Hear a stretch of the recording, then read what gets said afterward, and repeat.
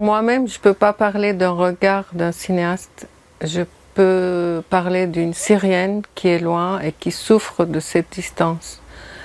Mais je préfère parler des cinéastes qui sont sur place, des jeunes documentaristes qui prennent le risque pour capter des images et pour essayer d'enregistrer ces moments tragiques du pays.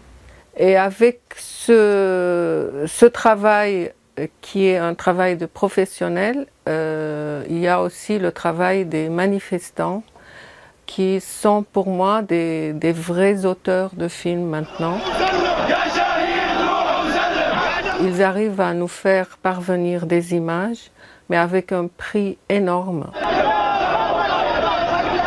Chaque fois on voit un téléphone dans l'air qui est en train de prendre des images, ce téléphone est visé et il reçoit une balle. C'est possible et ça arrive souvent.